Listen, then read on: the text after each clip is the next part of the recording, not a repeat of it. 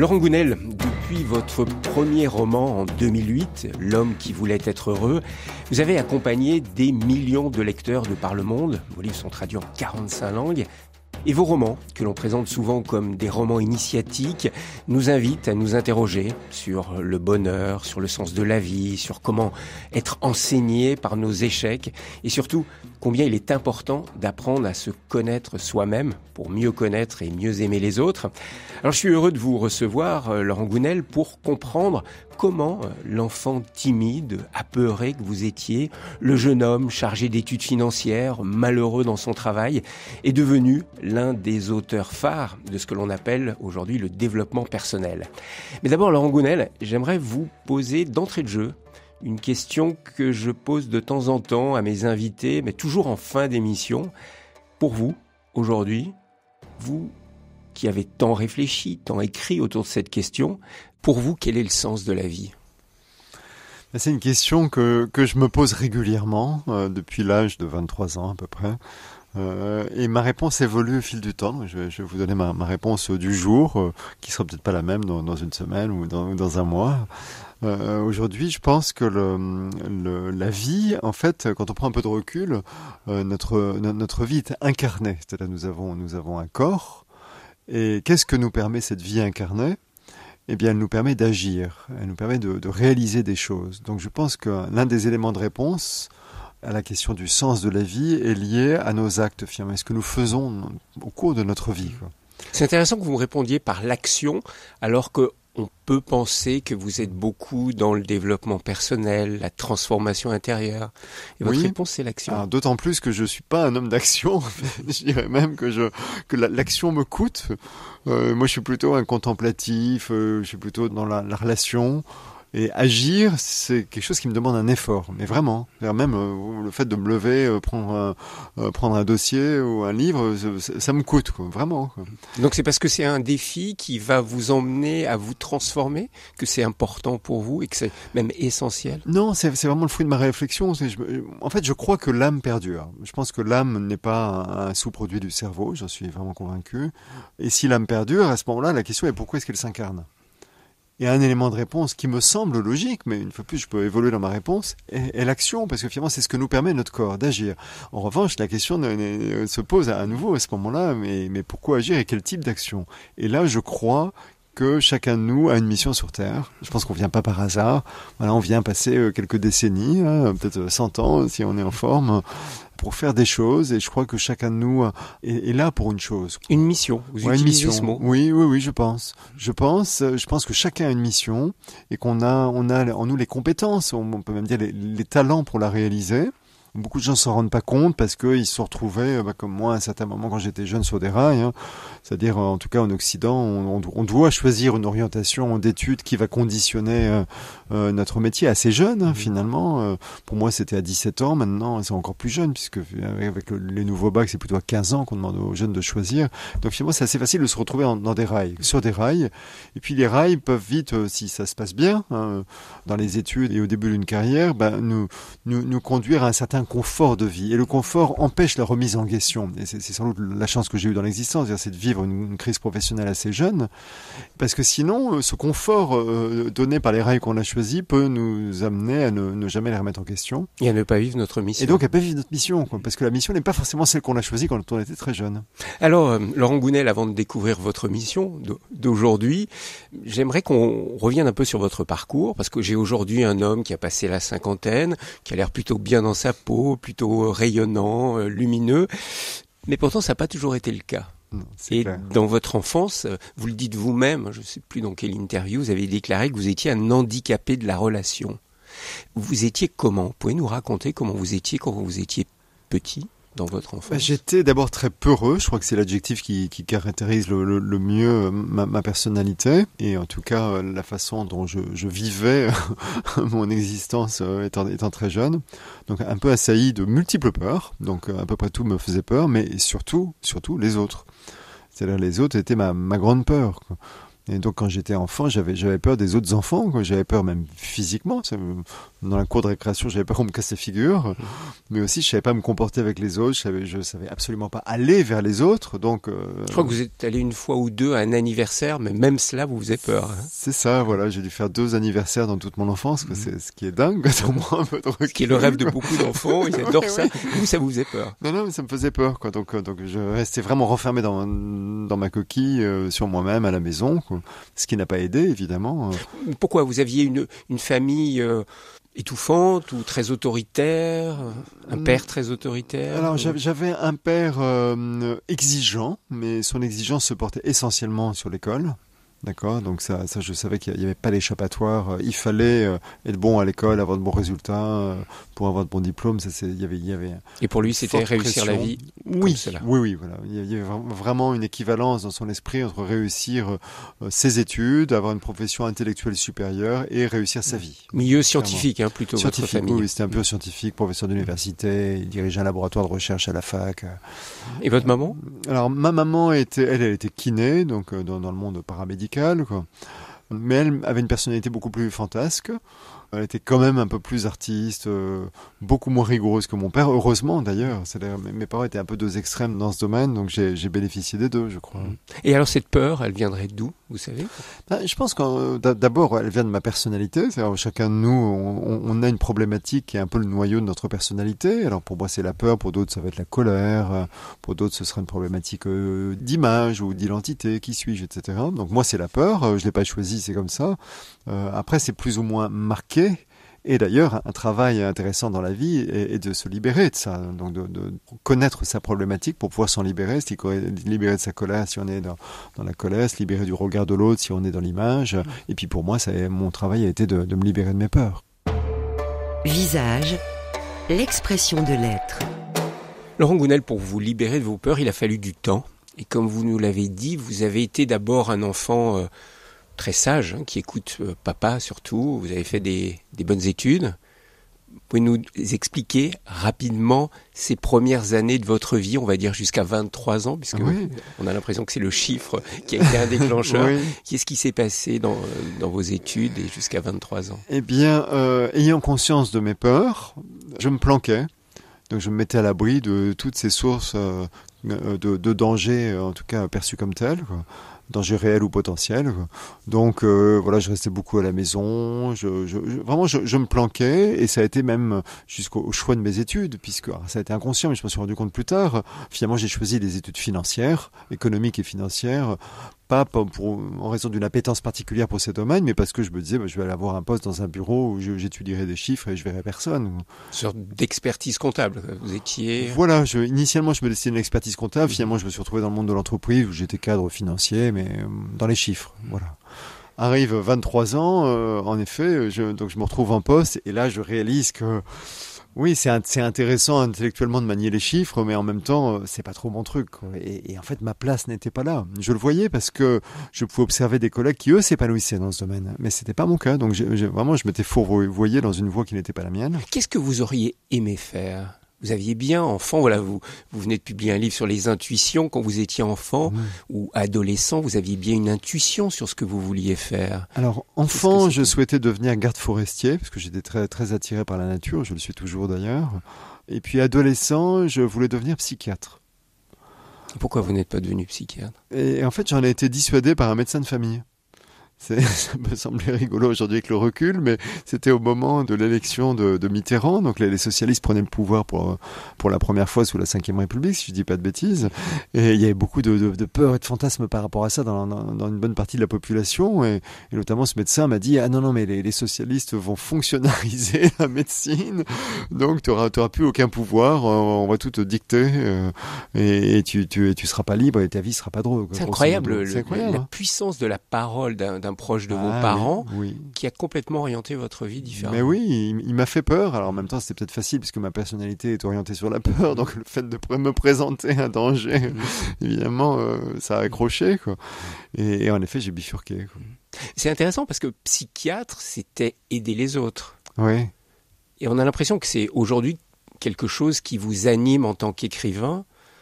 Et puis c'est ce qu'on va le voir, vous avez fait ensuite dans votre deuxième vie professionnelle, aider les autres. Ça vous habitait déjà tout petit, ce désir? Alors, pas consciemment. C'est-à-dire, je n'ai pas souvenir, si je veux être vraiment honnête avec moi-même, de m'être dit à l'époque, je vais devenir psychiatre pour aider les autres. Et d'ailleurs, peut-être c'était pour vous aider pour vous-même. Pour moi-même, voilà, exactement, c'est possible. Qu'est-ce qui s'est passé? Allez, à 23 ans ou un peu après 23 ans, là vous êtes en entreprise, vous êtes dans les chiffres et vous n'êtes pas heureux, vous vous rendez compte que c'est pas votre voie. Qu'est-ce qui se passe à ce moment-là? Je suis très malheureux et je réalise que je pourrais pas tenir 40 ans dans ce genre de poste, quoi. C'est pas possible. J'arrivais même pas à me forcer pour faire ce que j'avais à faire, donc j'avais de mauvais résultats. Donc j'ai fini par me faire virer, ce qui était tout à fait mérité. J'en ai jamais voulu à cette entreprise. Là, vous dites ça avec le sourire aujourd'hui, mais j'imagine que pour le jeune homme que vous étiez, ça a dû être dur, non? C'était dur, c'était compliqué. Déjà, j'avais honte parce que c'est pas agréable de se faire virer. Donc, je l'ai même caché au début à ma famille, à mes amis. Je disais non, mais je vais créer une boîte. Alors, ce qui n'était pas un mensonge, puisqu'en effet, j'ai essayé de m'en sortir en créant une entreprise. Sauf que je m'étais fait virer. Et ça, j'avais omis de le dire, quoi. Donc, oui, j'étais pas bien, j'étais pas fier de moi. Mais surtout, le pire, c'était que je me disais, mais qu'est-ce que je vais faire de ma vie? Je veux plus travailler dans les finances, vraiment c'est pas pour moi, mais quoi d'autre? J'ai fait toutes mes études, bac+5 dans ce domaine, donc qu'est-ce que je vais faire? Et là vraiment j'étais bien embêté, donc je me suis un peu secoué, j'ai essayé de créer une boîte dans le domaine de l'import-export, ça n'a pas marché parce que c'était pas plus ma place, quoi. Je n'y avais pas ma place. C'est intéressant, un jour vous avez déclaré, j'ai connu beaucoup plus d'échecs et d'humiliations que de succès, mais ce sont ces échecs qui m'ont sauvé. Oui, parce que finalement, quand on prend du recul, eh bien, je peux me dire que la pire des choses qui aurait pu m'arriver, ça aurait été de faire des efforts pour me maintenir à mon poste, finalement. Et j'aurais pu faire toute ma carrière comme ça, en n'étant pas heureux, en me forçant d'aller travailler le matin, faire des choses que je n'aimais pas. Et finalement, le fait que je me sois fait virer, c'était un cadeau inouï. Pourquoi? Parce que ça m'a conduit à me poser des questions. Déjà, ça m'a obligé à changer. Et ça m'a conduit à me poser des questions que je ne me serais peut-être pas posées, à savoir qu'est-ce que je veux faire de ma vie, qu'est-ce qui est important pour moi dans l'existence, qu'est-ce qui finalement est motivant pour moi, qu'est-ce qui est enthousiasmant. Mais vous dites ça aujourd'hui avec le recul, mais au moment même, ça devait être terrible. Vous avez vécu une dépression. J'ai vécu une dépression, pas une grosse dépression, j'ai pas été hospitalisé, mais une dépression quand même. Et c'était dur, oui, c'était dur. J'ai un peu le sentiment d'avoir touché le fond du trou. Et en même temps, ça a été salutaire, ça aussi. Il y a eu d'autres effets tout à fait surprenants, par exemple. Mais ça, je l'ai compris après m'être formé en psychologie, quand j'ai pu mettre des noms sur les choses. En fait, je me suis désidentifié de mes actions. Ce que j'entends par là, c'est que tout le monde peut avoir tendance à un moment donné à croire qu'il est sa profession. Vous voyez, alors surtout si vous avez une profession valorisante, parce que c'est intéressant par rapport au regard des autres. Donc si vous êtes, je sais pas, médecin, avocat, vous pouvez dire je suis médecin, ou je suis avocat, ou je suis journaliste, parce que ce sont des professions valorisantes. Et du coup, vous pensez que les autres vont vous aimer pour ça. Voilà, c'est un travers dans lequel beaucoup de gens tombent. Donc ils s'identifient à leur métier. Et moi, ce que j'ai découvert à travers mes échecs professionnels, c'est que finalement, je ne suis pas ce que je fais, quoi. Et comment j'ai découvert? Parce que j'ai réalisé que mes amis m'aimaient toujours quand j'étais au chômage, et après mes échecs dans mes tentatives vaines de créer des entreprises, voilà, au bout d'un moment. C'est intéressant ça, parce que c'est le regard aimant de l'autre qui vous a sauvé quelque part. Oui, vraiment. Parce que souvent on est préoccupé par le regard des autres. Oui. Et ce regard des autres nous fait peur. Oui, et on peut croire à tort, mais sans le savoir, c'est une illusion, qu'on nous aime pour nos qualités, pour nos actions, pour ce qu'on fait, pour ce qu'on réussit, et donc pour nos titres, nos résultats, surtout. Et en fait, non. Et quand on se retrouve en situation d'échec profond et répété, on réalise qu'en fait nos proches nous aiment toujours, que ce soit notre famille ou nos amis. Et donc on réalise qu'en fait notre valeur est tout à fait indépendante du résultat de nos actions. Et ça, quand on réalise ça, mais ça vous donne une liberté extraordinaire dans la vie, parce qu'à ce moment-là, vous n'êtes pas obligé d'avoir un poste valorisant, vous n'êtes pas obligé de réussir tout ce que vous entreprenez, que ce soit des projets professionnels ou personnels d'ailleurs. Vous comprenez que votre valeur, elle est indépendante de ça. Mais Laurent Gounelle, qu'est-ce qui fait que certaines personnes en phase dépressive vont rebondir, ce qui a été votre cas, et que d'autres personnes n'y arrivent pas? Ça, c'est assez mystérieux. J'ai pas de réponse toute faite. Et puis, je ne suis pas psychiatre, même si j'aurais pu l'être. Je suis pas psychiatre. Donc, je vais vous donner une réponse qui est vraiment mon sentiment et qu'il faut pas prendre pour argent comptant. Moi, mon sentiment est que assez souvent, les personnes déprimées, et sans doute que c'est nécessaire pour traverser une phase difficile, prennent des médicaments. Mais les médicaments, c'est une béquille, mais ça va pas aider. Les antidépresseurs, c'est parfois nécessaire, hein, sinon on peut commettre des actes graves et irréparables, on le sait bien. Mais en même temps, on peut aussi en devenir dépendant. Et si on dépend d'un médicament, finalement, on va pas se poser les questions qui nous permettent d'en sortir. À un moment donné, c'est utile quand même de se sentir mal et de se sentir vraiment au fond du gouffre, parce qu'à un moment donné, je crois qu'il faut toucher le fond pour pouvoir rebondir. Et si des médicaments nous empêchent de toucher le fond, je pense qu'on peut jamais rebondir, et donc on va continuer de rester entre deux eaux comme ça et mal, quoi. Donc, mais je suis pas en train de dire cessez vos médicaments à ceux de nos auditeurs qui seraient sous traitement, parce que je sais que ça peut être utile. Mais en tout cas, c'est intéressant d'avoir à l'esprit que ce n'est qu'une béquille. Ce n'est pas la solution. La solution, quand on a des problèmes, psychologiques, quand on a une souffrance professionnelle, ce qui était mon cas, la solution, c'est de se faire aider, c'est d'en parler, c'est d'avoir des séances de psychothérapie. Et ça peut nous aider à un moment donné pour en sortir, quoi.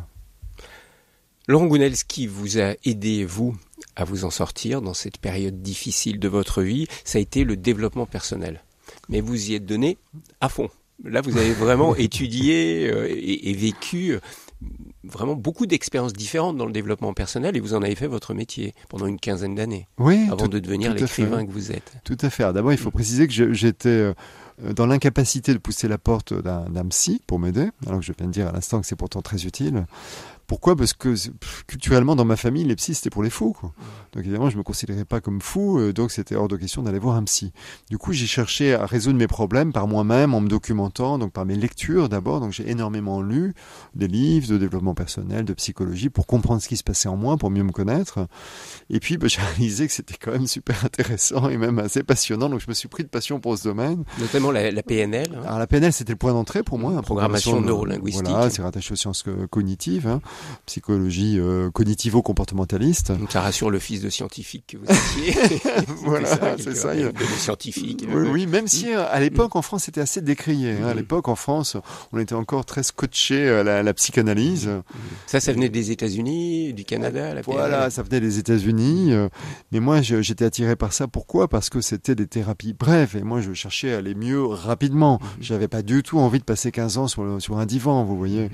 Je cherchais des réponses concrètes et même des techniques. Et ça a marché en l'occurrence. J'ai vraiment trouvé des réponses, des solutions pour aller mieux.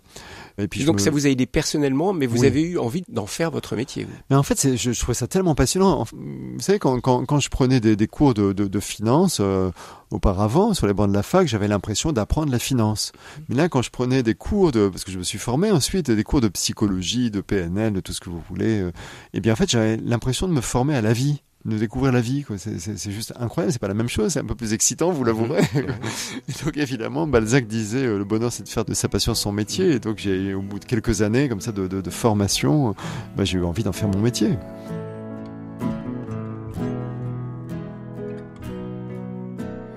How can I think I'm standing strong, yet feel the air beneath my feet? How can happiness feel so wrong? How can misery feel so sweet? How can you let me watch you sleep, then break my dreams the way you do? How can I have got in so deep? Why did I fall in love with you? Laurent Gounel, comment avez-vous démarré, je dirais, votre vie d'écrivain? Qu'est-ce qui a été le déclic entre, on va dire, le coach, puisque pendant une quinzaine d'années, vous avez été coach, formateur... Consultant et formateur, surtout. Ouais. Consultant et formateur en développement personnel, en accompagnement psychologique. Et puis, En 2006, je crois, Oui. vous écrivez votre premier roman. Vous avez 40 ans. Qu'est-ce qui vous a donné envie de passer, je dirais, de l'enseignement, de l'accompagnement à l'écriture? C'était un vieux rêve? Qu'est-ce que Alors, c'était c'était à pas la du base tout un vieux rêve. J'écrivais beaucoup, mais professionnellement, des rapports psychologiques, des choses comme ça. J'aimais écrire, mais j'ai jamais rêvé de devenir écrivain et encore moins romancier, je dirais. Non, en revanche, mon appétence pour le partage, qui se manifestait en tant que consultant et formateur déjà, eh bien était limitée, puisque moi, quand j'animais des groupes de formation, j'avais des groupes de 10 personnes, 10, 15 personnes dans le meilleur des cas. Sauf que moi, j'avais, pendant toutes mes années de formation et même de parcours un peu initiatique, où j'ai eu une période de ma vie où je voyageais à travers le monde pour me trouver des mentors quelque part. Je cherchais à m'abreuver auprès de sages et de gens qui pouvaient m'apporter quelque chose pour me faire avancer dans la vie. Donc j'ai énormément reçu à toute une période de mon existence, et au bout d'un moment, quand on reçoit beaucoup, je crois chacun peut réaliser que il n'est pas possesseur du savoir, qu'on peut pas garder les choses pour soi, quoi. Ce qui est utile, il faut absolument les partager, quoi. Mais Laurent Gounel, vous auriez pu écrire des essais sur les différentes techniques de développement personnel. Vous écrivez un roman, et un roman qui porte ce titre, L'homme qui voulait être heureux. Et c'était vous, non, l'homme qui voulait être heureux? Alors, c'est un peu l'histoire de ma vie, en effet. Et en même Même temps, si c'est pas autobiographique non, du tout, pas- c'est un pas roman. Hein. C'est pas du tout autobiographique. Mais il y a des c'est un éléments roman. quand même autobiographiques dans ce roman. Oui, notamment dans la personnalité du héros, quoi, qui est quand même très proche de la mienne, quoi. Mais en tout cas, mon intention en prenant la plume était de transmettre ces choses, en me disant, voilà, c'est utile pour tout le monde, j'ai reçu des choses, mais ces enseignements ne m'appartiennent pas, ils appartiennent à l'humanité, finalement, on pourrait dire, et donc il faut les diffuser. Et comme ça s'apprend pas sur les bancs de l'école, il faut que je trouve un moyen vulgarisateur de transmettre ça à tout le monde. Pour Et tout le monde. roman est un bon moyen vulgarisateur? Le roman, oui, et surtout le roman a un pouvoir métaphorique que n'a pas le guide ou l'essai. L'essai, il va s'adresser à la tête, au mental. Le roman s'adresse au mental, mais il s'adresse aussi au cœur, quelque part. Et puis les idées sont incarnées. Et moi, dans la vie, les idées m'intéressent quand on peut en faire quelque chose et quand elles s'inscrivent dans la vie. Et c'est le cas dans un roman. Dans un roman, on crée des personnages. Les personnages, ils vont rencontrer des situations, être confrontés à un certain nombre d'événements, et ils vont vivre quelque part. Et donc, Je me suis demandé quand même, Laurent Gounel, si il y avait un lien entre la mort de votre père, la mort, je crois, de l'un de vos meilleurs amis, à ce moment-là. Alors vous avez tout à fait raison, Thierry. Ce lien, ça je l'ai analysé après coup, mais je crois que ce lien, c'est une prise de conscience de notre mortalité. Moi, ça me tenait à cœur d'écrire pour transmettre, mais je procrastinais parce que d'abord, je n'étais pas sûr d'être capable d'écrire un roman, et puis j'avais toujours plus important à faire, le croyais-je. Sauf que, en effet, en 2006, je perds mon père et quelques mois plus tard mon meilleur ami. Et je crois que j'ai pris conscience de ma mortalité, du fait que il faut pas attendre dans la vie pour faire ce qui nous tient à cœur. Et moi, ça me tenait à cœur d'écrire pour partager, donc j'ai pris la plume à ce moment-là. C'était pas que vous étiez libéré quelque part du regard de votre père sur vous, mais c'était vraiment la prise de conscience de finalement la fragilité de l'existence. Alors il y a peut-être un peu de ça aussi. Ce qui est vrai, c'est que mon père était un scientifique pur et dur, et pour lui, les sciences humaines et la psychologie étaient des sciences molles quelque part. Enfin, il a jamais formulé comme ça, mais c'est clair qu'il devait le penser, quoi. Il est un peu déçu que son fils se soit orienté vers le développement personnel. Sans doute, mais en même temps, il a quand même assisté à ma dépression, et je sais que ça l'avait beaucoup inquiété, donc il devait être aussi rassuré que j'ai trouvé ma voie, quoi. Alors, ce qui est incroyable dans votre histoire, Laurent Gounel, c'est que vous n'aviez jamais écrit de roman, vous connaissiez absolument pas le monde de l'édition. Non, pas du tout, en effet. Et on a l'impression que pour ce premier roman, tout fut facile. Vous avez trouvé une éditrice en combien de temps? En 15 jours. 15 jours. Un public avec le premier roman. Oui. Vous savez, vous avez vendu à combien d'exemplaires? Le premier roman, oh là là, je sais pas, mais 1 500 000 exemplaires peut-être. Ce qui est énorme pour un premier roman, ce qui est très très rare.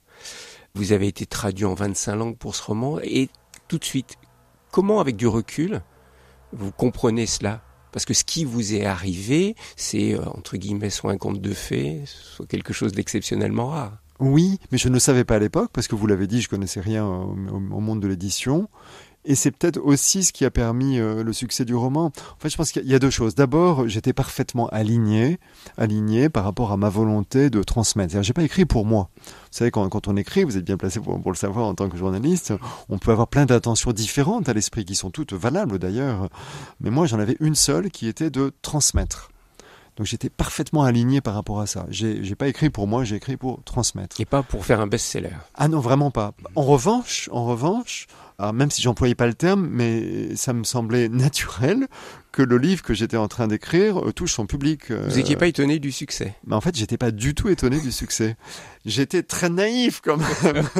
Parce que si on m'avait dit à l'époque, tu sais, ton livre, ça va être un livre parmi 68 000 parutions cette année-là en France, je me serais dit, oh là là là là, mais non, il va jamais toucher son public. Il ne trouvera pas ses lecteurs, quoi. Ça marchera pas. Je suis un inconnu qui déboule. Il y a 68 000 publiés cette année. Si on m'avait dit aussi que la plupart des livres publiés en France ne sont même pas proposés à la vente, ils restent dans les cartons, dans les librairies. Les libraires sont submergés de cartons qui arrivent des éditeurs. Donc si on m'avait dit tout ça, je pense que j'aurais développé des croyances limitantes et peut-être que ça aurait nui à la réussite du livre parce que je me serais freiné quelque part. Parce que moi, j'avais la chance d'être naïf. Je n'y connaissais rien à ce monde-là et ça a été ma chance, je crois. Ce roman a un côté roman initiatique. Comment, déjà, vous pouvez nous exprimer ce que ces deux mots mis ensemble veulent dire pour vous, roman initiatique? Mais pour moi, un roman initiatique est un roman qui va conduire le lecteur dans une sorte d'expérience de vie. C'est-à-dire, en fait, la lecture du roman va l'amener à se plonger dans une réflexion qui le concerne lui, en fait. Et c'est en cela que c'est initiatique, ça va l'initier à quelque chose, ça le concerne lui, puisque ça va le conduire à se poser des questions sur lui, sur sa vie, sur son existence, sur le but de sa vie, sur qu'est-ce qu'il veut véritablement, qu'est-ce qui va faire qu'il sera heureux, épanoui ou pas. Donc ça le guide dans une réflexion sur soi. On ne le fait pas assez dans notre vie de tous les jours, ce questionnement sur soi. Je pense en effet il y a plusieurs phénomènes. D'abord, il y a le phénomène de rail que j'évoquais tout à l'heure. On peut avoir tendance à ne pas se poser de questions, on avance, on a un peu la tête dans le guidon. Puis il y a aussi le fait qu'à notre époque, on est bombardé d'informations, et pas seulement des médias, mais par les réseaux sociaux, les SMS, les emails, toutes ces... De distraction, dirait Pascal. De distraction, dirait Pascal, exactement, qui nous évite de penser à nous et au sens de la vie, aussi à notre mortalité d'ailleurs, disait Pascal. Et finalement, ces outils qui sont très utiles par ailleurs, je ne les remets pas en question, mais néanmoins, parce qu'ils nous bombardent d'informations, nous conduisent à tourner au bout d'un moment presque naturellement notre attention à l'extérieur en fait, en permanence, y compris pour développer en nous des émotions. On mise sur l'extérieur, sur le message d'un ami pour avoir une émotion positive ou sur une mauvaise nouvelle dans la presse pour ressentir quelque chose de fort. Et ça, c'est assez catastrophique en fait sur le plan psychologique et même sur le plan spirituel, je dirais, parce que pour se développer en tant que personne et trouver sa place dans l'univers, c'est important, c'est très important pour moi d'être seul avec soi-même à un moment donné, de se recentrer sur soi, de développer une certaine introspection, c'est-à-dire d'être à l'écoute de soi-même, de se connaître, de connaître sa personnalité, de connaître ses problèmes, et puis aussi développer sa petite voix intérieure, savoir ce dont on a envie au plus profond de nous, quoi, indépendamment des décisions prises dans le passé qui nous ont mis sur des rails, indépendamment de ce qui se passe à l'extérieur. Voilà, qu'est-ce que je veux moi dans cette situation? Et ça, c'est vraiment un acte essentiel dans chaque journée, je dirais. Alors, Laurent Gounelle, je sais que vous aimez beaucoup cette phrase qui était sur le tympan du temple de Delphes, qui est bien connue, le fameux « connais-toi toi-même ». Oui. Et on connaît moins la deuxième partie, exact, qui est « rien de trop ». Oui. Alors, j'aimerais qu'on s'arrête un instant tous les deux sur ces deux phrases qui sont importantes dans vos écrits et puis dans ce qui vous habite aussi. D'abord, le connais-toi toi-même, vous venez un peu de nous le partager, c'est vraiment quelque chose qui est finalement fondamental. Vous parlez de mission, est-ce que la première mission, ce ne serait pas d'abord de se connaître soi-même? Tout à fait, Thierry, mais vraiment complètement, on ne saurait trop insister dessus. C'est essentiel de se connaître et c'est pas dans notre culture. L'introspection, c'est pas français, c'est pas occidental, même on peut dire. C'est même critiqué, on dit que c'est du narcissisme, du nombrilisme. Oui, complètement, tout à fait. D'ailleurs, souvent, je sais dans le passé, il y a des journalistes qui me disaient oui, développement personnel, c'est un peu une démarche égoïste aussi. Alors qu'en fait, pas du tout. C'est vraiment parce qu'on apprend à se connaître soi-même et aussi à être plus épanoui, plus heureux, plus à notre place dans la vie, qu'on offre ça au monde. Et finalement, c'est presque une invitation à ce que chacun soit plus heureux. Est-ce que c'est pas une question d'équilibre quelque part? Parce que c'est pas complètement faux Ça peut être du nombrilisme. Aujourd'hui, il y a beaucoup de critiques qui s'élèvent face au développement personnel, Oui. ou certains courants New Age, où on trouve que les détenteurs de ces courants sont un peu centrés sur eux-mêmes. Oui, alors c'est Il vrai. n'y a pas des risques de dérive Alors, justement dans le développement Il y a de personnel. ça aussi complètement, mais c'est comme dans tous les domaines. Hein. Vous savez, dans tous les domaines, vous avez des gens compétents et des gens qui ne le sont pas. Vous avez des gens intègres et vous avez des charlatans. Donc le développement personnel n'y échappe pas. C'est vrai dans la presse aussi. Hein. Il y a une presse qui élève, qui informe, et puis il y a la presse caniveau, quoi. Et on peut pas remettre en cause la presse dans son ensemble parce qu'il existe une presse caniveau, quoi. Dans le développement personnel, oui, il y a des dérives, il y a de tout, en fait. Il y a vraiment de tout, quoi. Mais je dirais que globalement, le solde est positif. C'est-à-dire qu'il y a quand même beaucoup de gens qui sont bien intentionnés et qui apportent quelque chose aux autres. Et en tout cas, ce qui est certain, c'est qu'une démarche, entreprendre soi-même une démarche de développement personnel est un cadeau inestimable dans l'existence, quoi. Et notamment via l'introspection. Donc pour revenir à votre Ce question, fameux connais-toi toi-même, précédente sur le connais-toi toi-même. C'est-à-dire, on peut pas faire l'économie de la connaissance de soi. La pire des choses qui puissent nous arriver, je crois, dans la vie, c'est de passer à côté de sa vie, quoi. Et passer à côté de sa vie, c'est ne pas se connaître, c'est de se prendre pour ce que l'on n'est pas. D'où le rien de trop, la seconde phrase, hein, au tympan du temple Alors de ça, c'est de plus James. difficile à comprendre. Mais oui, Ce rien alors, de trop, qu'est-ce que ça veut dire? moi, je l'interprète, c'est mon interprétation, comme une sorte d'identification voulue par notre ego à autre chose que nous-mêmes. C'est-à-dire, en fait, on a tous besoin d'être apprécié des autres, d'être reconnu, c'est normal, c'est un besoin humain. Et pour ça, on peut avoir tendance à s'identifier à des choses qui sont en fait assez éloignées de nous-mêmes. Donc j'évoquais tout à l'heure d'entrée de jeu l'identification à la profession, où beaucoup de gens vont croire qu'ils sont leur métier. Pourquoi ? Parce que celui-ci peut être valorisant, mais ça s'arrête pas là. C'est-à-dire les gens qui ont un physique, par exemple, valorisant, agréable, peuvent s'identifier à leur physique et croire qu'ils sont leur beauté. D'autres C'est ce que vous appelez nos fausses identités. des fausses identités, voilà. C'est-à-dire, comme c'est difficile de savoir qui on est, on s'accroche à ces choses-là, qui nous donnent une certaine représentation de nous-mêmes. Et ce n'est pas nous-mêmes. Et ce n'est pas nous. C'est-à-dire, on n'est pas notre métier, on n'est pas notre beauté. On peut aussi s'identifier à son intellect. Il y a des gens qui vont croire qu'ils existent aux yeux des autres par leur culture, par exemple.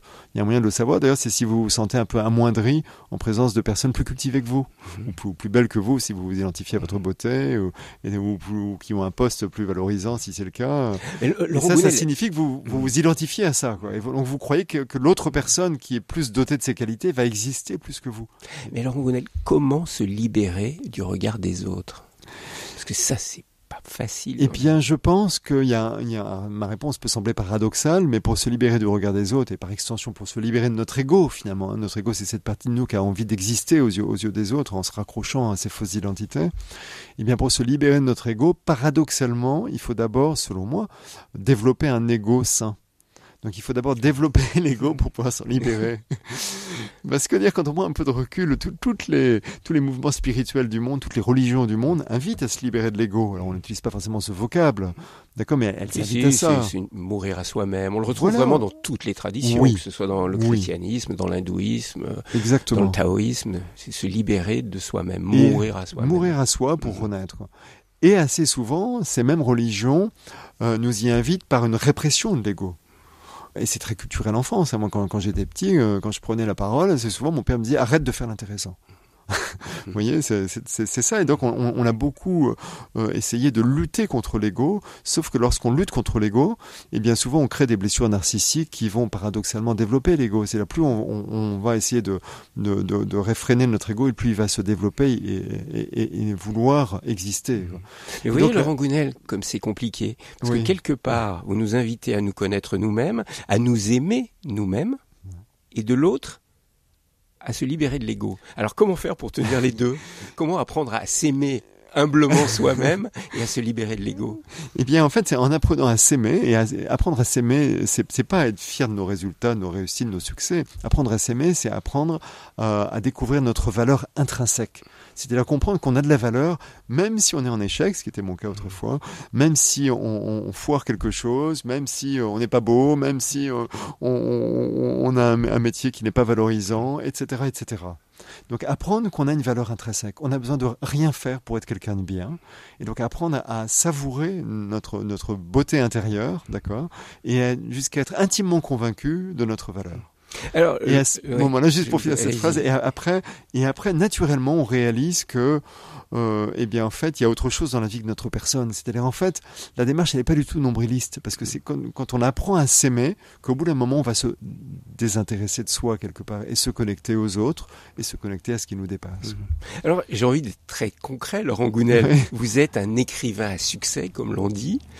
Vous avez beaucoup de lecteurs qui vous suivent depuis votre premier livre.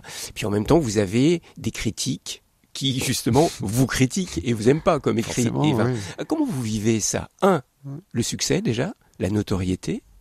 Et 2, les critiques, parfois méchantes, de critiques littéraires qui n'aiment pas vos livres.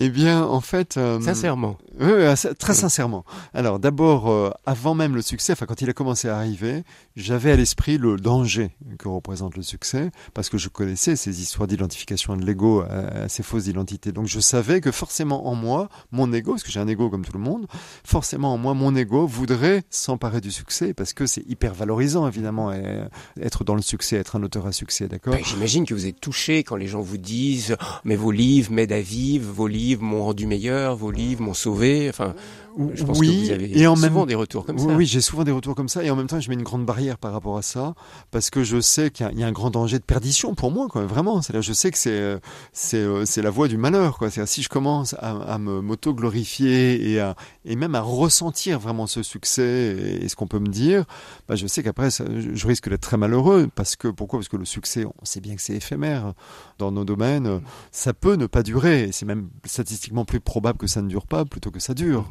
Sauf que si je m'identifie à mon succès, le jour où il va s'arrêter, je vais être très malheureux, quoi. Mais Laurent Gounel, ça peut aller plus loin que le succès. Vous avez des gens qui peuvent vous prendre pour un gourou, Oui. pour un maître Alors, spirituel. ça, je vois sourire. mais vous oui, devez parce que connaître ça, c'est arrivé. Mais ça, je le vois bien en séance de dédicace. Et en séance de dédicace, je suis très ambivalent. Donc, pourquoi? Parce qu'il y a une part de moi qui aime les gens, donc j'aime rencontrer les gens. Et puis aussi, bah, évidemment, c'est agréable d'entendre que mon objectif est atteint, puisque je vous ai dit, j'écris, je suis sincèrement aligné dans ma volonté d'écrire pour les autres, pour apporter quelque chose. Donc évidemment, quand les gens viennent me dire, ça m'a apporté, évidemment, c'est satisfaisant. Et en même temps, je suis souvent très embarrassé, et donc il y a une certaine gêne en moi, lorsque effectivement les gens viennent me voir et me remercient et me disent, une phrase qui revient souvent, c'est vos livres ont changé ma vie, par exemple. Et ça m'embarrasse. Et ça m'embarrasse parce que, en fait, je sais bien qu'un livre n'a pas le pouvoir de changer la vie de quelqu'un. Vous voyez, un livre, ça peut être un déclencheur. C'est une petite boule de neige, peut-être, qui va dévaler la pente, et puis après, les gens vont en faire quelque chose. Mais je n'ai changé la vie de personne. Enfin, vous voyez, faut être lucide à un moment donné, quoi. Donc, mes livres ont été un petit déclencheur. Mais je pense que s'ils ont été un déclencheur, c'est que les gens étaient prêts à changer, quoi.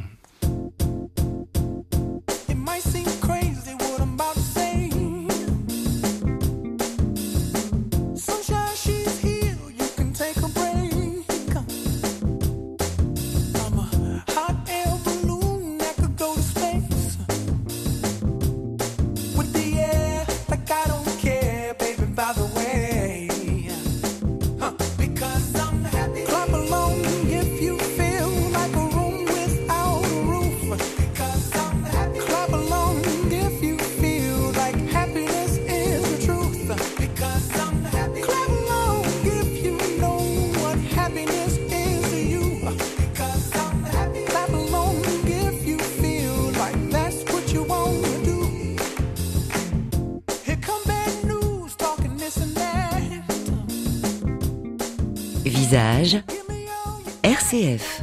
Alors Laurent Gounel, l'autre versant, c'est-à-dire ceux qui vous critiquent, comment vous recevez ces critiques littéraires qui ne vous aiment pas, qui n'aiment pas vos livres, qui n'aiment pas votre style?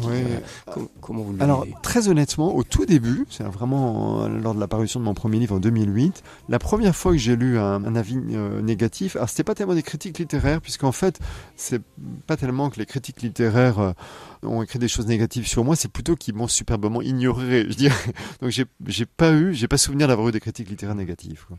Mais c'est plutôt qu'ils m'ont ignoré, vous voyez, parce que pour certains critiques germano-pratins. Je dirais un auteur qui écrit des romans alors qu'il a tout un parcours dans la psychologie, c'est pas un vrai romancier, quoi. Donc voilà, j'ai été plutôt ignoré. Non, en revanche, j'ai eu des critiques négatives de la part d'internautes qui sont allés sur des sites web où ils peuvent s'exprimer, et j'ai eu des critiques négatives, parfois même très dures. Et je me souviens que la première que j'ai eue, qui était vraiment négative, ça m'a blessé.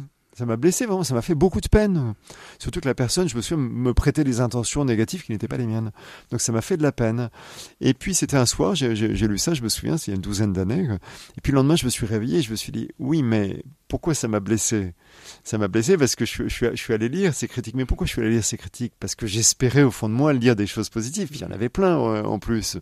Et je me suis dit, mais finalement, quelle est cette part de moi qui a envie de lire des choses positives ? C'est mon ego. C'est mon ego qui espère être payé en retour de ces bonnes actions, d'accord ? Et donc, qui cherche à lire des compliments. Et je me suis dit, donc c'est la critique, c'est la deuxième face du compliment. Donc je peux pas avoir l'un sans l'autre. Donc à un moment donné, il faut que je sache ce que je veux. Et à partir de là, j'ai cessé en fait de lire les commentaires. Alors en général, je les lis néanmoins à la parution d'un livre sur les premières semaines pour avoir une tendance. C'est utile pour moi de savoir comment les gens ressentent en fait ce livre. Mais en tout cas, ce qui est certain, c'est que je ne lis plus les commentaires en espérant y trouver les compliments qui vont nourrir mon ego. Laurent Gounelle, comment est-ce que vous êtes passé, je dirais un peu je force le trait, mais de la misanthropie, ou du moins de la crainte des autres, à l'amour des autres. Puisqu'aujourd'hui, si je vous entends bien, ce qui est important, c'est la relation aux autres, voire c'est l'amour des autres. Donc comment vous avez fait ce chemin ? Alors déjà, vous êtes bien renseigné, Thierry, parce qu'en effet, quand j'étais adolescent, je me souviens d'une période où je revendiquais ma misanthropie, et en fait, c'était juste une façon d'adoublir mon malaise et ma peur des autres. Comme j'avais peur des autres et que je ne savais absolument pas aller vers les autres, ni gérer une relation, c'était finalement plus commode de se dire misanthrope. C'était une façon de se mettre au-dessus des autres aussi, quelque part. Donc là, il y a encore de l'ego, on le voit.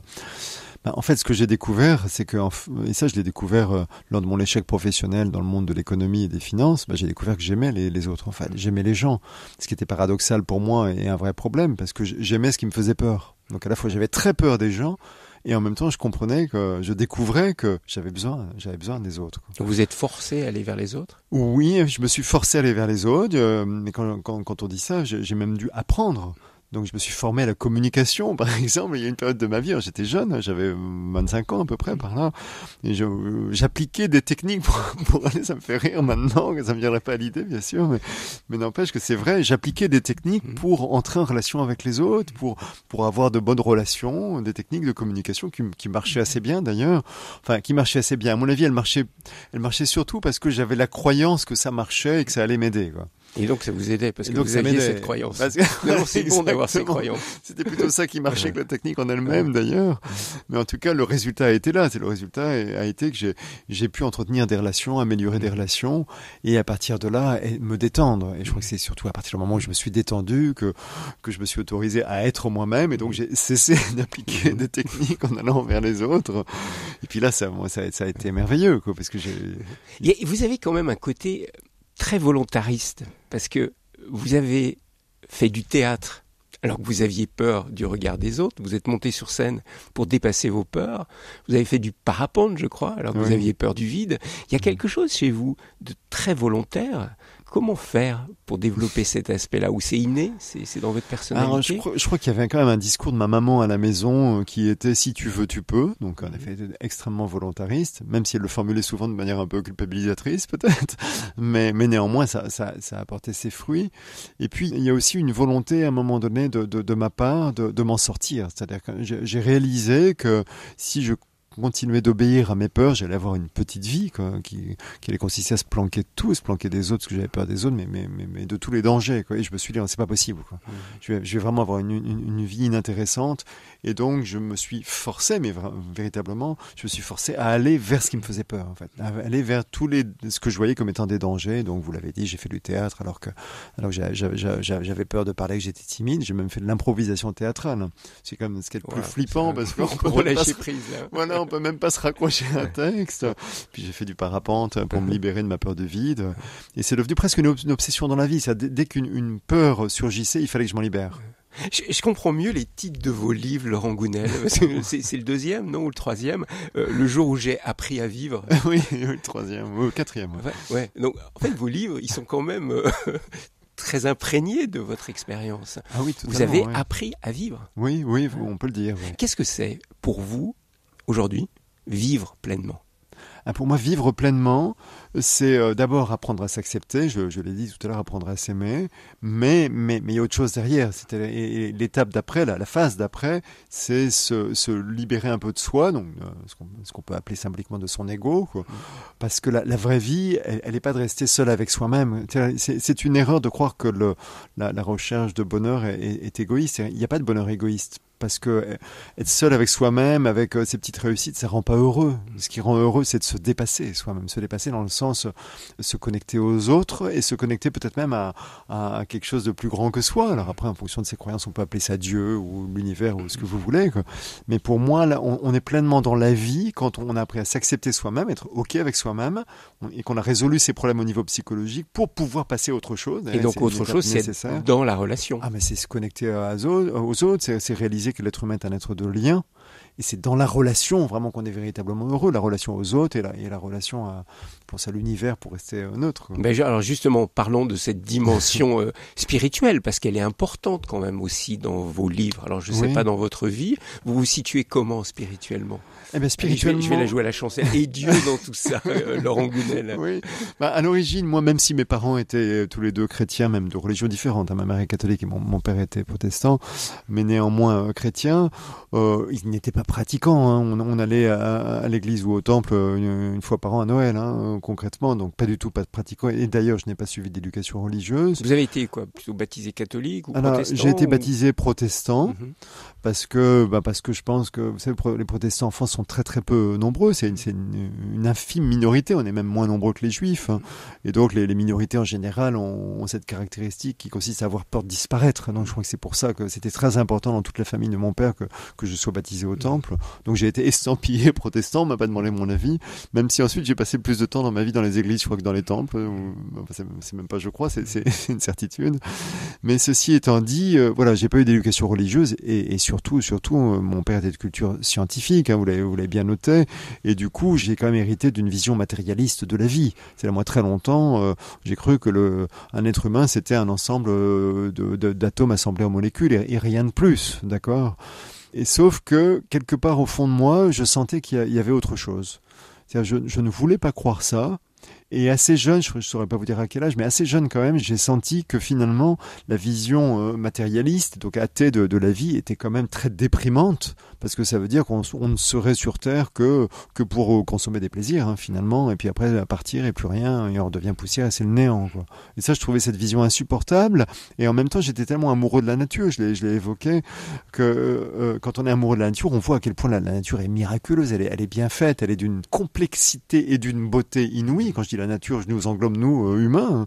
Le corps humain, c'est quand même inouï de beauté, de complexité. Et je me disais, mais c'est pas possible qu'il y ait autant de beauté et de complexité pour rien, quoi, pour que ça redevienne du vide. Pour moi, ça n'aurait pas de sens. C'est la fameuse question hasard ou nécessité. Pour certains, cet agencement, il est le fruit du hasard. Oui. Et pour d'autres, il est le fruit de la volonté. Ouais. D'un créateur. Oui, tout à fait. Et vous êtes plutôt dans hasard ou nécessité? Plutôt oui, la volonté d'un créateur. En fait, moi j'aime beaucoup la vision de ce grand physicien. Vous avez rencontré, je crois, Trinh Xuan Tuan. L'astrophysicien Trinh Xuan Tuan, oui. Voilà, c'est ça. Et il explique, alors je vais forcément mal rapporter ses propos parce que je suis pas physicien, mais il explique qu'en fait, pour que le Big Bang ait lieu et donne la création de planètes et surtout la vie sur cette terre. Et la vie sur cette terre, il faut qu'il y ait des réglages extrêmement précis. Il y a plein de paramètres. Et pour que tous ces paramètres convergent pour rendre la vie possible sur Terre, en fait, la probabilité pour que ce soit le fruit du hasard, ce qui n'est pas exclu, mais cette probabilité, elle est, alors je me souviens plus du chiffre, mais elle est telle que, il emploie une métaphore, elle est telle que finalement, c'est comme si on prenait un arc, je crois, et qu'on tirait une flèche en direction d'une cible postée à l'autre bout de l'univers, aux confins de l'univers, et qu'on tape dans le mille. Oui. Moi, il m'a donné, c'est comme si on prenait les lettres de qui constituent un dictionnaire et qu'on les jette au hasard et qu'elles se remettent en place en constituant ce dictionnaire. Voilà. Ça montre encore plus le côté improbable de Exactement. cette vie sur Terre, et c'est ce qu'il appelle le principe anthropique. Exactement. Et je vous renvoie au dictionnaire amoureux des étoiles de Trinh Xuan Tuan, où il explique très bien cela. Laurent Gounelle, cette dimension spirituelle, elle transparaît dans vos romans, mais vous la rattachez jamais à une religion vraiment, plutôt à une spiritualité. Pour vous, il est important que chacun trouve, je dirais, son chemin spirituel, mais que trouve au moins un chemin spirituel. Je pense, oui. Et la spiritualité, d'ailleurs, c'est quelque chose. Alors, de ce point de vue-là, j'ai une vision plutôt extrême orientale qui vous parlera, je sais, Thierry, bouddhiste ou hindouiste, de l'expérience. Pour moi, j'attache beaucoup d'importance à l'expérience. C'est vrai dans la vie, d'ailleurs, sur le plan du développement personnel, mais aussi sur le plan spirituel. La spiritualité, pour moi, c'est plus une question d'expérimenter des choses, plutôt que de juste suivre les préceptes issus de telle ou telle religion qui va vous dire comment penser, comment, à quelle heure, pourquoi. Et d'ailleurs, Jésus lui-même disait, quelqu'un lui pose la question à un moment donné, et il disait, pour prier, le mieux c'est d'aller seul dans ta chambre. Donc, grosso modo, fais l'expérience toi-même. Il conseille pas d'aller au temple. Oui, pour pas prier de manière ostentatoire, retire-toi dans ta chambre pour prier. Mais Jésus a aussi enseigné ce que j'entendais tout à l'heure, c'est-à-dire s'aimer soi-même pour aimer les autres et pour aimer Dieu, parce que la fameuse phrase de Jésus, tu aimeras Dieu de tout ton cœur et de toute ton âme, et tu aimeras ton prochain comme toi-même, a tout à l'intérieur. L'amour de soi, ce que vous nous disiez tout à l'heure, l'amour des autres, et puis l'amour de Dieu. Tout à fait. J'ai l'impression que dans cette phrase de Jésus, tout est contenu de ce que vous nous disiez tout à l'heure. Mais complètement. Et pour moi, c'est ça la force du christianisme et du message de Jésus. C'est ce message autour de l'amour. Et c'est peut-être, je suis pas un spécialiste des religions, même si je me suis intéressé à plusieurs d'entre elles, mais pour moi, de toutes les religions, le christianisme est sans doute celle qui insiste le plus sur ce message d'amour, parce que c'est finalement l'unique précepte de Jésus, qui tourne autour de l'amour. Aime ton prochain comme toi-même. Et par là même, il invite à la fois à aimer l'autre, mais aussi à s'aimer soi-même. Et parfois, on l'oublie d'ailleurs.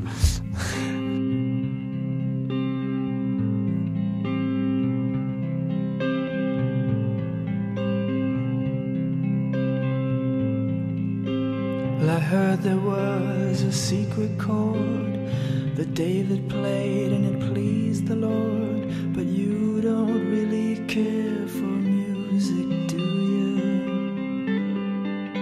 Well, it goes like this: the fourth, the fifth, the minor fall and the major lift, the baffled king composing hallelujah, hallelujah.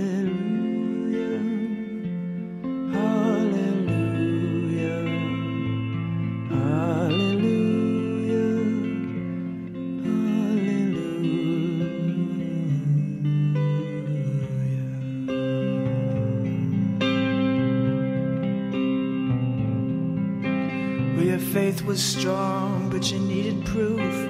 You saw her bathing on the roof, her beauty and the moonlight overthrew you. Alors Laurent Gounelle, j'aimerais qu'on parle un instant de l'intuition, puisque le titre de votre nouveau livre que vous publiez chez Calman Levy s'appelle Intuitio. Qu'est-ce qui vous a conduit à vous passionner, comme vous le faites souvent, pour un domaine, et là c'est le domaine de l'intuition? Eh bien, c'est une rencontre, là aussi. C'était en 2015. En 2015, à l'issue d'une conférence que je donnais à Paris, il y a un inconnu qui vient me voir et qui me propose de me former à une méthode visant à favoriser l'accès à l'intuition. Une méthode qui s'appelle le remote viewing, ça veut dire visualisation à distance. Et j'avais entendu parler de cette méthode, je savais qu'elle avait été développée par les Américains du temps de la guerre froide. Notamment par la CIA. Notamment, par la CIA, dans le but de pouvoir identifier des cibles stratégiques, soviétiques notamment, quoi. Donc j'étais très intéressé, mais en même temps, c'est un inconnu qui vient me voir, qui me propose de passer 3 jours avec lui en tête à tête. Je suis quand même un peu méfiant quand même. Je vous ai dit qu'il y avait la peur au cœur de ma personnalité à l'origine, d'accord, donc il y a quelques restes, quoi. Mais vous avez vaincu cette peur, et du coup vous avez vécu cette expérience. Mais voilà, j'ai quand même vécu cette expérience, je me suis retrouvé avec lui, et c'est quand même assez extraordinaire. Donc ça part du postulat que tout le monde a de l'intuition. Tout le monde a de l'intuition, et l'intuition c'est quoi? C'est cette capacité à capter une information qui est non directement accessible par nos 5 sens. Donc c'est pas quelque chose qu'on peut voir, toucher ou sentir directement, mais néanmoins,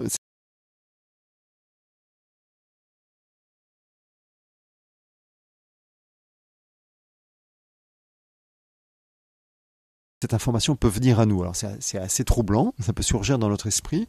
Et donc il existe cette méthode développée aux États-Unis à coût de millions de dollars, votée par le Congrès et pendant des décennies. Ça a duré très longtemps et c'était classé secret défense. Maintenant ça ne l'est plus, c'est pour ça qu'on y a accès.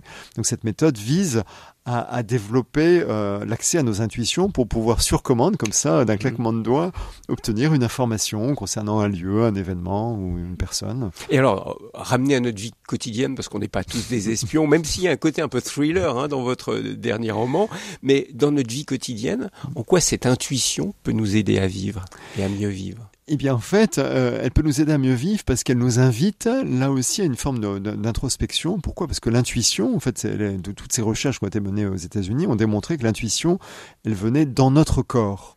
C'est des choses que l'on va ressentir, voir ou entendre dans notre corps, notamment par des micro-mouvements du corps. La méthode, je la raconte dans le roman Intuitio. Elle consiste notamment à étudier les micro-mouvements de la main. On est en sorte d'écriture automatique. Voilà, c'est ça, de la main. Mais en fait, ça se passe dans le corps. Et ça veut dire quoi ? Ça veut dire que pour avoir des intuitions, il faut être vraiment à l'écoute de soi-même. Et d'ailleurs, c'est même le sens de ce mot latin, intuitio, qui signifie pas directement intuition, mais ça signifie l'image réfléchie par un miroir. C'est ça que signifie intuition en latin, quoi. Et c'est très intéressant parce que c'est vraiment notre corps est un peu le miroir du monde et de ce qui s'y passe. Et c'est dans notre corps qu'on arrive à capter ces fameuses informations qui se passent ailleurs dans le monde, dans un autre lieu et voire dans une autre époque. Donc l'intuition au quotidien, elle est utile pour chacun de nous puisque elle nous permet de chercher des réponses aux innombrables questions qu'on est tous amenés à se poser dans la vie, que ce soit des petites questions de tous les jours ou des grandes questions de l'existence. C'est en nous qu'on trouve les réponses finalement. Et l'intuition nous y invite. Alors Laurent Gounelle, pour terminer, quelle est votre intuition sur l'avenir de notre petite planète Terre ? Parce qu'aujourd'hui, on est beaucoup dans l'angoisse, il y a beaucoup d'inquiétudes, il y a beaucoup d'expressions, de risques planétaires et tout. Vous, quelle est votre intuition pour l'avenir ? Vous êtes plutôt inquiet ou vous êtes plutôt confiant ? Alors les deux, mon général, j'ai des inquiétudes, j'ai des préoccupations, c'est-à-dire je vois quel est le problème, j'ai vraiment ça présent à l'esprit, et en même temps, j'ai confiance dans l'être humain. Et comme j'ai confiance dans l'être humain, j'ai confiance dans l'éveil des consciences que je vois, en fait, dont on parle assez peu, mais que je vois. Et c'est pas juste un truc de bobo, parce qu'on pourrait le caricaturer comme ça. Moi, je le vois partout dans le monde. Là, depuis un an, je voyage plus beaucoup, mais j'ai vraiment été amené à voir dans le monde entier, et pas que dans les pays dits développés. Mais il y a cette prise de conscience, il y a un véritable éveil des consciences. Les gens comprennent que leur comportement n'est pas anodin, que leur choix de consommation n'est pas anodin, même que nos paroles ne sont pas anodines d'ailleurs, et que finalement tout ce que l'on fait sur Terre a un impact, a des conséquences pour les autres et aussi pour la planète, quoi. Et il y a cet éveil des consciences, et donc je vois une évolution positive. Alors on n'en parle pas beaucoup, mais pourtant ça se répand. Et si je devais utiliser une métaphore pour illustrer ça, j'utiliserais celle de Christophe Chenbault, qui est le fondateur d'un site culturel, Evan. Et Christophe, il dit finalement, il existe une variété de bambous assez particulière. Si vous mettez, je sais peut-être pas une graine, c'est peut-être un rhizome, je suis pas spécialiste en bambou, mais vous mettez ça en terre, vous plantez dans votre jardin, puis vous le voir pousser, vous allez rien voir la première année. Et puis ni la deuxième, ni la troisième, en fait pendant 3 ans, vous voyez rien, donc vous avez l'impression que il se passe rien. Tout se passe sous terre. Et en fait tout se passe sous terre. Voilà, il y a des le échanges, voilà, dans le biotope, tout ce que vous voulez. Il y a des tas d'échanges. Et puis au bout d'un moment, il y a une petite pousse qui émerge. Et là, le bambou, il va prendre 8 mètres en 3 semaines, quoi. Et je pense que c'est ce qui va se passer sur Terre. Eh bien, nous verrons ça, je l'espère. Laurent Gounelle, cette transformation positive de notre planète. Merci beaucoup, j'étais ravi de vous rencontrer. Je renvoie bien sûr à vos livres. Combien ? 8 aujourd'hui ? Oui, 8. 8. Et notamment au dernier, Intuitio, que vous venez de publier chez Calman Levy. Merci. Merci beaucoup, Thierry.